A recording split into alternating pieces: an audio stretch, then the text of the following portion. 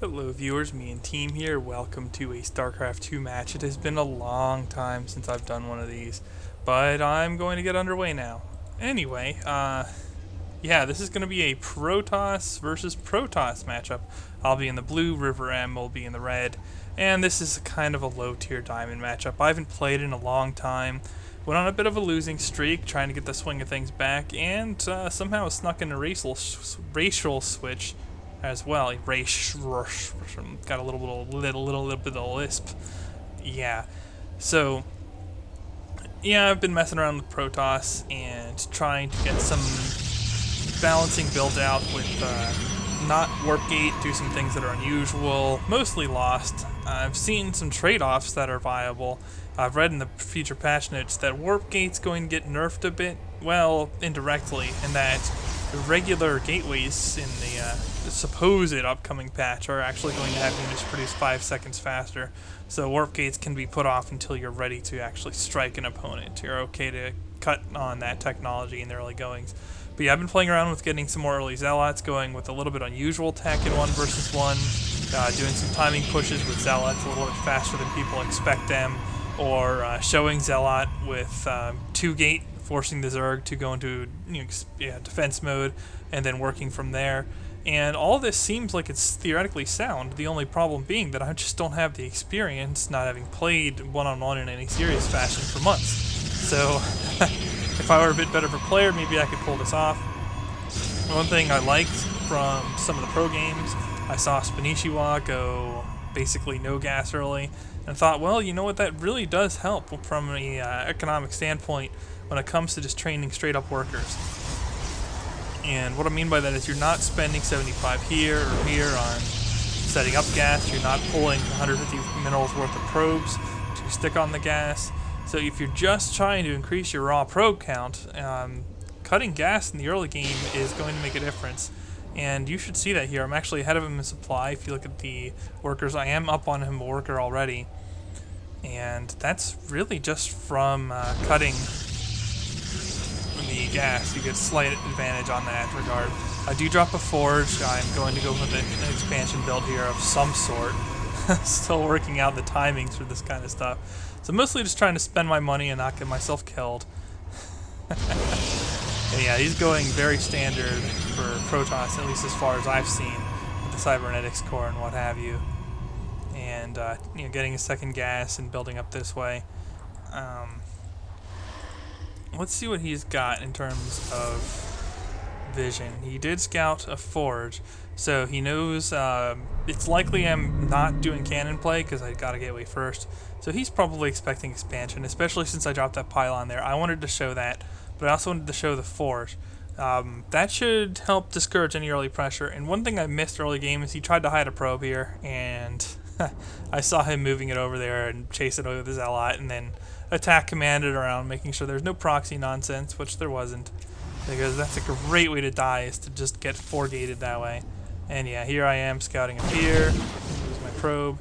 You're really not going to keep your probe against a stalker. I just wanted to run in there and see what he's doing, which isn't a whole lot yet. A little bit late for a 4-gate, so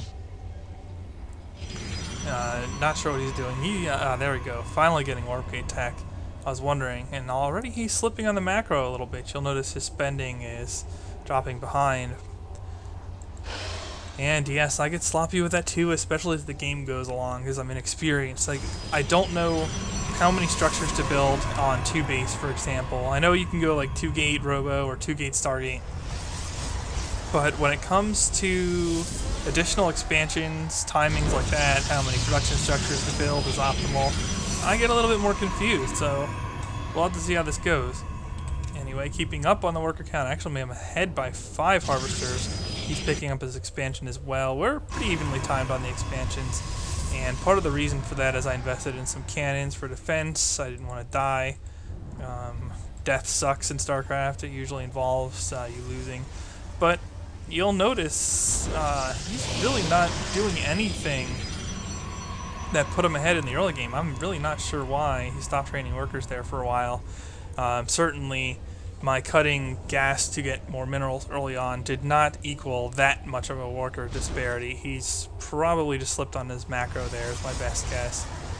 So I'm pulling ahead in the macro, which is bizarre because I used to be a very aggressive player, but and he is getting more gas than me. I'm pretty sure I'm only on 1 gas right now. I just wanted to have some stuff in case he went for a fast Void Ray or something like that, where I could build up and defend myself against that. And I saw the Cyber Core. I really didn't see anything else, so I knew a Warp Gate or a Stargate tech wouldn't be right around the corner. But I didn't want to get any nasty surprises that causes me to lose outright. And at this point, I was still debating very much what to get in terms of unit composition. It seems a little bit bizarre. I'm not used to my PvP unless you're just talking 4-gate versus 4-gate. So I'm like, screw that. And started building some gateways. Gateways make a pretty good mineral dump. You can drop some units into Zealots, and if the enemy has any ground army at all, usually Zealots can buy you time, and if you're not sinking minerals into anything else, and you're going to engage before people make it to 200, 200, or right as you make it to 200, 200, then Zealots as a mineral dump while you're spending your gas on something else can be nice. And what I settled on, and I'm not sure why I did this, was to drop a second Stargate. I figured, well, if 2-gate Robo works on one, or 2-gate Stargate works on one base, maybe 2 Stargates will work on 2 bases. And then I was just planning on slapping around some upgrades and spamming some Zealots out. I believe I set to probe over here at some point. I'm still up on the Harvester, surprisingly, and that's really not my strong suit, but whatever. Yeah, and I'm sending another one now. Actually, I'll sack probes from time to time just to scout.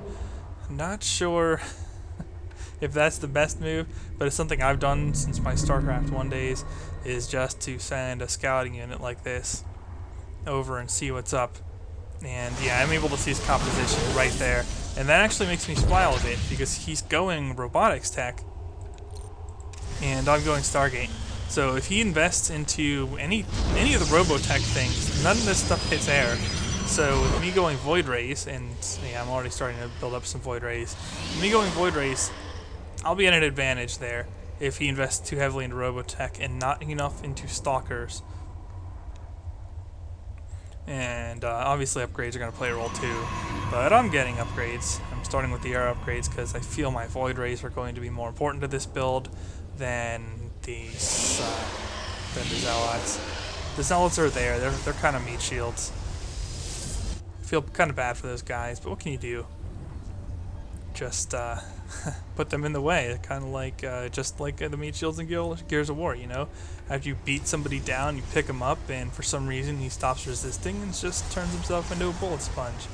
Yeah, here I'm taking a third. Well, I don't know. That may or may not be the best place to take a third. I probably should have dropped it here, destroyed these rocks. I don't know these maps too well. These maps are new for me as well.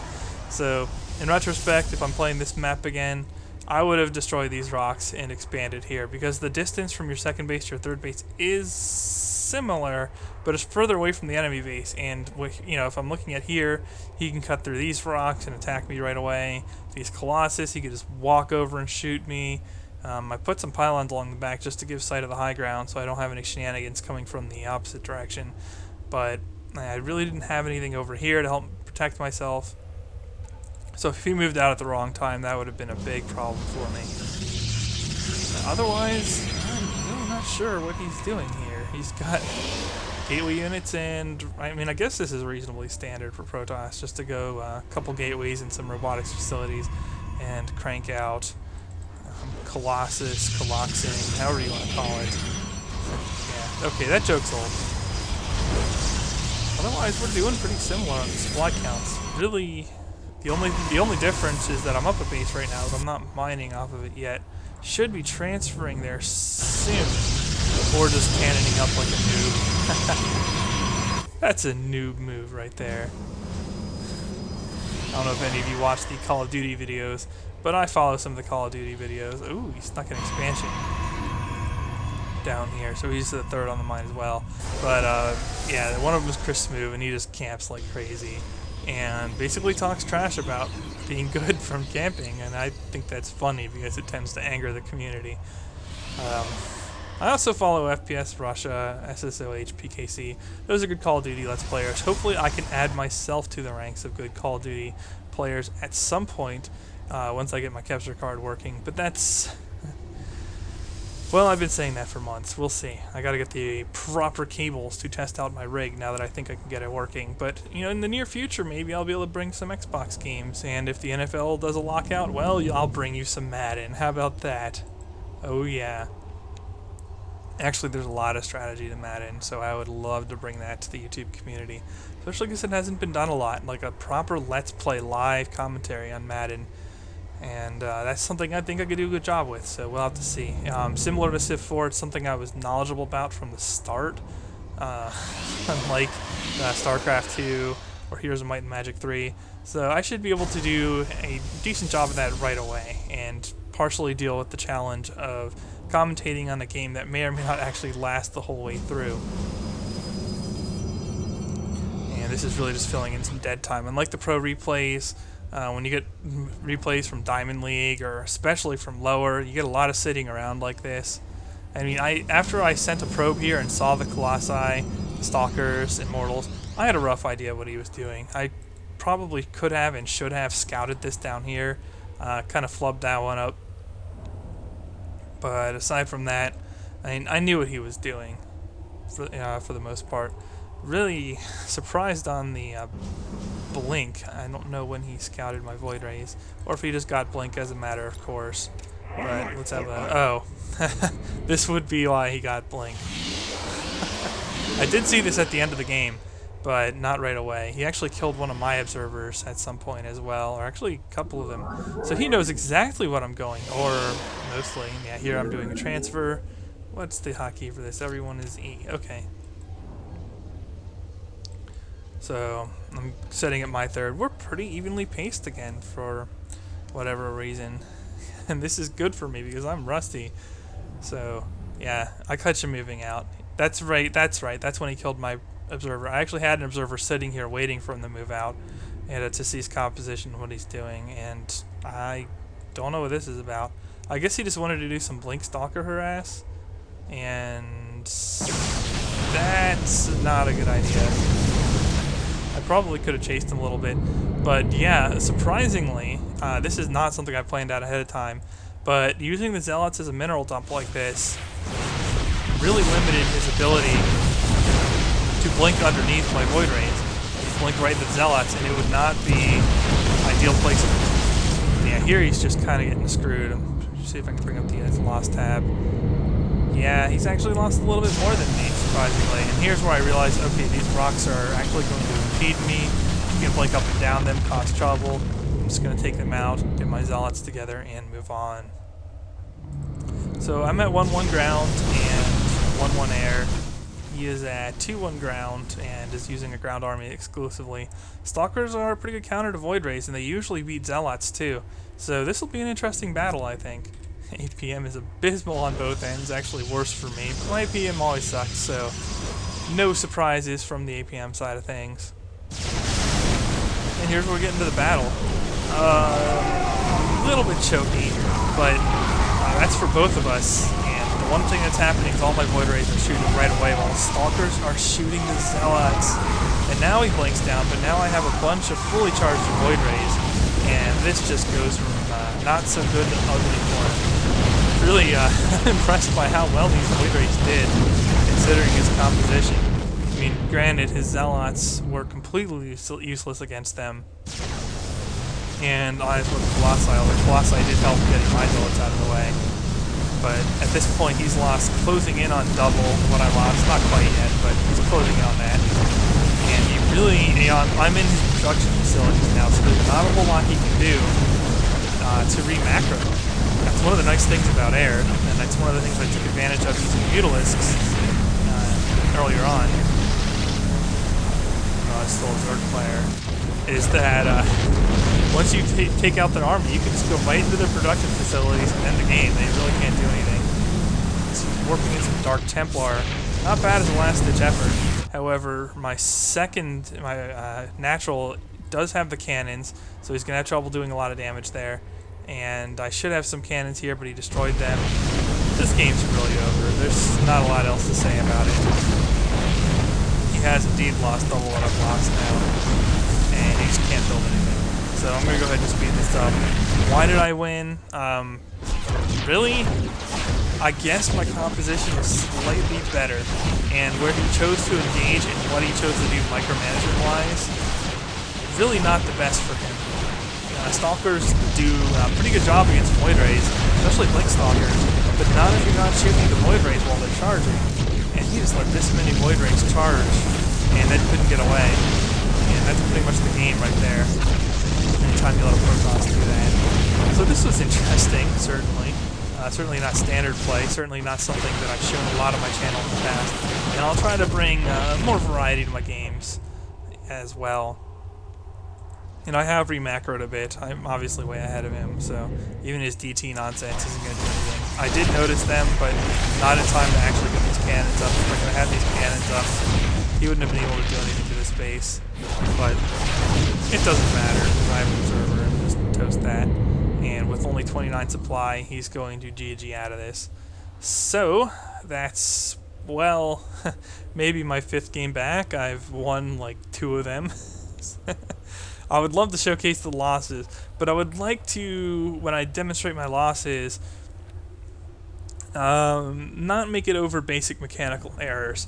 I would really rather show off strategic blunders on my part, or, you know, maybe I did something wrong with my build, something that's actually worthwhile rather than me just doing something stupid and dying. I mean, some of those are fun now and then. I've uploaded some of my cheese failures in the past, for example, but I'd rather not make a habit of posting those kinds of games just because they're not as high quality in my opinion. Anyway, I hope you enjoyed this one. I'm certainly getting used to the off races now, and so thumbs up if you like this video, and I will see you in the next one. TheMeInTeam signing off.